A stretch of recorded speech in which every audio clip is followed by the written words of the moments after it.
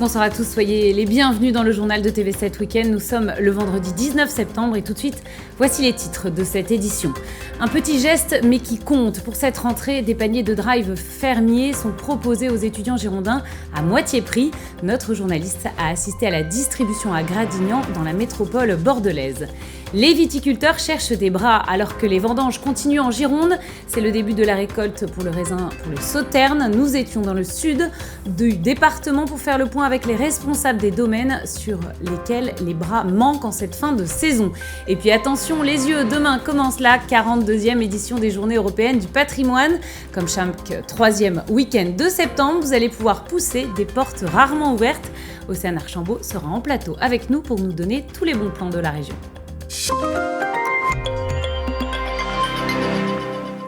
Mais d'abord, une nouvelle alerte à la bombe cet après-midi à Bordeaux. Le lycée Gustave Eiffel a été complètement évacué en milieu de journée après un avis donné par la police nationale au proviseur de l'établissement. Les élèves et le personnel ont été mis en sécurité et après vérification, il s'est avéré qu'il n'y avait pas de danger. Les cours reprendront normalement à compter de lundi et une enquête a été ouverte. Quelles décisions vont prendre les maires de Gironde la semaine prochaine ? La France va officiellement reconnaître l'État de Palestine. C'est Emmanuel Macron qui va le faire lors de l'Assemblée générale des Nations Unies à New York lundi. Il y a quelques jours, le secrétaire du PS, Olivier Faure, a appelé les mairies françaises à faire flotter le drapeau palestinien sur leur fronton. Un sujet qui suscite beaucoup de controverses. Bonsoir Juliette. Bonsoir Élise. Merci Bonsoir Juliette. d'être avec nous. Vous avez enquêté aujourd'hui sur ce sujet et que vous ont dit les édiles que vous avez essayé d'interviewer ? Eh bien écoutez, j'ai contacté en effet une trentaine de mairies, Bordeaux, Bruges, Senon, Créon, Libourne et tout un tas d'autres. Et pour tout vous dire Élise, la proposition d'Olivier Faure me semble peu suivie, en tout cas en Gironde, puisque la plupart des maires avec lesquels j'ai échangé m'ont bien dit qu'ils ne hisseraient pas le drapeau de la Palestine sur le fronton de leur mairie, et parmi eux le maire de Mérignac que l'on écoute tout de suite. J'ai beaucoup d'estime pour Olivier Faure, compte tenu des fois des engagements communs qu'on peut avoir. Mais ce n'est pas un chef de parti qui va dire aux élus locaux ce qu'ils doivent faire. À notre humble niveau, on se doit, dans les temps qui courent, d'être plutôt apaisant, ce qui n'empêche pas d'avoir des positionnements et des convictions. Pour le moment, Mérignac ne lèvera aucun drapeau lundi prochain et laissera le président de la République mener la mission qu'il s'est donnée. Pour moi, le 7 octobre, c'est une barbarie absolue. Et ce qui se passe à Gaza est inadmissible de la part d'une armée régulière où on massacre des innocents. Et comme disait Camus, aucune cause ne mérite de faire une victime innocente. Mais alors Juliette, est-ce que vous pouvez juste nous expliquer que dit la loi exactement sur ces drapeaux sur les mairies ? Eh bien, dans une jurisprudence qui date de 2005, le Conseil d'État a rappelé que les services publics ont un devoir de neutralité et même en matière de drapeau, oui. Et donc de ce fait, aucun signe symbolisant des revendications politiques ou religieuses ne doit apparaître sur la devanture des mairies françaises. Et c'est d'ailleurs sur cet argument que le ministre de l'Intérieur démissionnaire Bruno Retailleau s'est appuyé, puisqu'en effet, il a interdit l'installation du drapeau de la Palestine lundi prochain, demandant au préfet de saisir la justice administrative contre les maires qui ne respecteraient pas cette consigne. On va voir ce qui se passe lundi. Merci beaucoup Juliette pour cette enquête.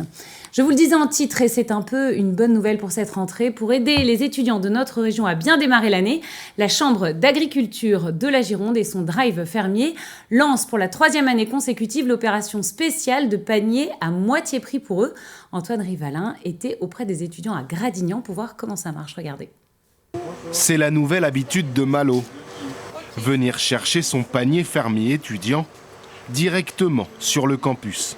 C'était un panier étudiant varié. Ouais. À l'intérieur, des fruits, des légumes, des yaourts, de la viande, le tout pour 10 €. Il y a plein de petits trucs pour faire des repas pendant la semaine et c'est plutôt sympa. Ça nous aide à manger un petit peu plus sainement. Pour ceux qui ne mangent pas de viande, il existe aussi un panier végétarien. Une batavia, des légumes, avec notamment là en ce moment les Jack B. Little qui sont très sympas. Il y a des pois carrés, il y a des fusillis nature, il y a des pêches et 6 œufs. Et on rajoute 2 yaourts qui sont au frais actuellement et qui attendent d'être livrés. Les paniers changent toutes les semaines et s'adaptent aux saisons. Une initiative imaginée par la Chambre d'agriculture et un collectif de producteurs girondins. Vous avez plus de 800 produits qui sont référencés, des fruits et légumes frais, des produits laitiers, des produits carnés, du miel, du vin, de la bière. L'idée, voilà, c'est un projet gagnant-gagnant. C'est proposer un panier à prix réduit aux étudiants, un panier avec des produits de qualité.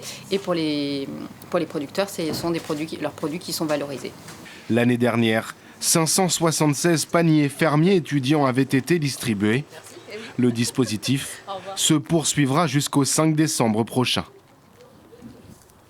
Et puis les vendanges commencent, Élise, dans le Sauternais. Oui, et avec les fortes chaleurs de cette fin de semaine, le temps est compté pour ramasser le raisin. Les vignerons du Sauterne, dans la région de Barsac, au sud département, cherchent des vendangeurs. C'est un sujet d'Emma Siclé, regardez. À 24 heures du début des vendanges, Gilles et sa fille Caroline font un dernier tour pour préparer la journée de demain.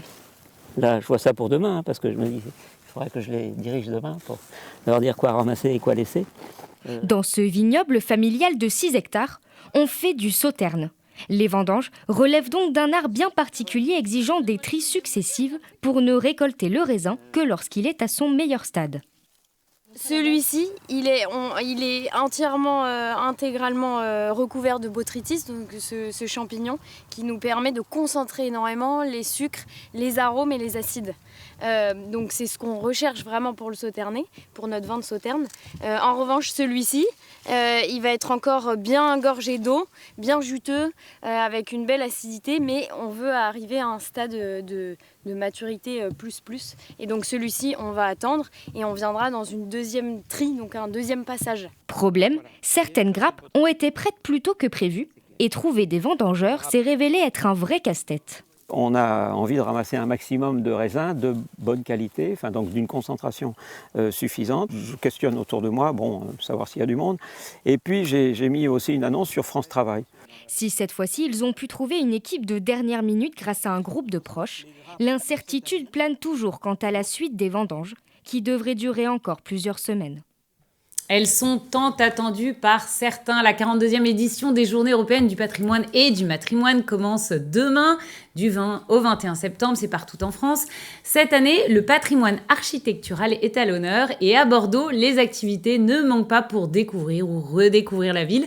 Océane Archambault, bonsoir. Bonsoir Élise, bonsoir Benjamin. Bonsoir, Océane. Alors, quelles sont les visites immanquables du week-end ? Je compte sur vous. On commence par cette grande fresque de 47 mètres de long qui prend forme en ce moment sur les palissades du chantier de restauration de la cathédrale Saint-André.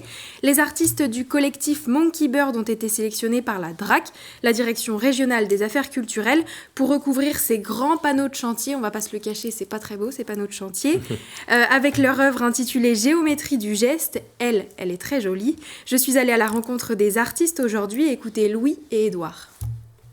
Donc c'est une fresque qui représente en fait tout le travail du compagnonnage qui permet de faire vivre la cathédrale, qui permet de les bâtir et de les entretenir encore aujourd'hui. Donc c'est des savoir-faire qu'on voulait vraiment mettre en lumière et articuler de manière à faire une œuvre aussi lyrique qu'esthétique. En fait, on a commencé mardi. Nous, on travaille normalement exclusivement au pochoir peint, mais pour ce projet-là, on a préféré choisir le médium du collage, de par le matériau qui était un peu difficile, la tôle ondulée métallique, là, qui était un peu compliqué à travailler à la peinture.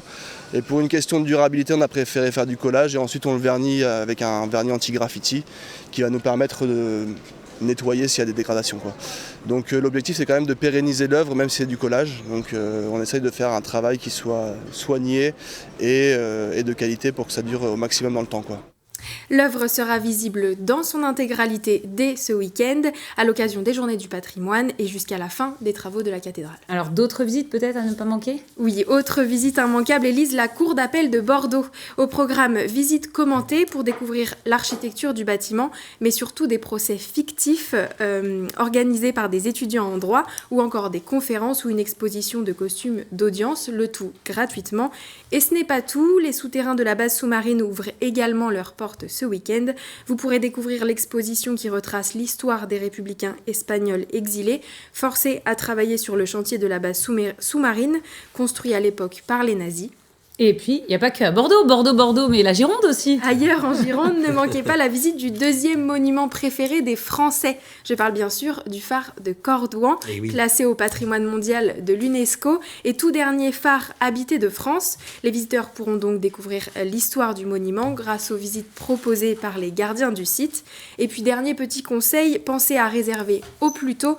85% des visites sont gratuites, mais nécessitent tout de même une réservation. Le programme complet, très complet des journées européennes du patrimoine est à retrouver sur le site du ministère de la Culture via une carte interactive. Qui est très bien faite. Merci beaucoup Océane pour tout ça. Je vous laisse laisser votre place parce qu'en cette veille de week-end et comme chaque vendredi, ils viennent en plateau avec nous. Vous pouvez vous avancer, Olivier, prendre place. On va présenter tout de suite le Sud-Ouest Week-end. C'est tout de suite. Bonsoir Olivier, alors mettez-vous bien devant l'écran qu'on puisse vous voir, parfait. Et vous allez donc nous parler du roi du macaron. Le roi du macaron, c'est un Parisien mais originaire de Bergerac, du Bergeracois. Et il s'appelle donc Julien Alvarez. Il a été champion du monde de pâtisserie en 2011, c'est pas n'importe qui. Il est passé par le Bristol et il est depuis 2021 le chef exécutif de la célèbre maison La Durée, chef exécutif au niveau international. Donc là, c'est une rencontre, un entretien, il nous explique son parcours. Au départ, il rêvait d'être cycliste professionnel et puis une vilaine blessure l'en a empêché. Et donc, il est rentré dans cette carrière de pâtissier qu'il conduit avec brio. Donc, il nous raconte, c'est un vrai pâtissier artiste, parce que autant les goûts que le visuel des macarons est très très important. Dans cette maison, ils ne font pas que du macaron, ils font aussi du chocolat, de la bûche, de la glace, etc. Ils créent, ils ont à peu près 100 de créations par an, un peu partout dans le monde. Ça y est, vous nous avez donné faim. Ouais. Voilà, on va être obligé de parler de rugby pour changer un petit peu. Avec une très jolie phrase quand même, ma fille me dit souvent qu'après une journée de travail, je sens le pain au chocolat. Oh là là, quand même. Oh, quelle chance. Quelle chance. On va parler de rugby. Évidemment, avec vous, rugby, qu'est-ce qui se passe? Il y a des petites choses ce week-end encore? Oui, mais alors on a l'habitude de parler de top 14 le vendredi soir. Eh ben là, non. Non, vous allez parler de quoi? On va parler de l'équipe de France féminine, bien sûr. Dimanche. Vont-elles briser leur plafond de verre, nos bleus, qui affrontent donc l'Angleterre samedi, pardon. Demain à 16h30, l'équipe d'Angleterre qui est l'ogre de cette compétition. Il faut savoir quand même que lors des 13 derniers affrontements France-Angleterre, les Françaises ont perdu 13 fois. Donc elles sont possiblement, ça serait un exploit retentissant si elles remportaient cette demi-finale et si elles allaient pour la première fois en finale. Il y a 6 joueuses bordelaises dans le 15 titulaire qui démarre la rencontre. Celle du stade bordelais, les Lyonnes, ouais. Voilà, allez les bleus. Allez les bleus, allez, vous allez réussir. Et surtout aussi les hockeyeurs des boxers de Bordeaux qui affrontent donc Angers, on le disait tout à l'heure, à Mériadec, une rencontre qui est à suivre pour la première fois de la saison sur TV7, commentée par Dorian Malvezin, à ne pas manquer. Merci beaucoup Olivier, c'est la fin de cette édition. Merci à vous tous de nous avoir suivis et tout de suite vous trouvez le grand Benjamin Bardel pour le talk du TV7 Week-end. Bonne soirée à tous sur TV7.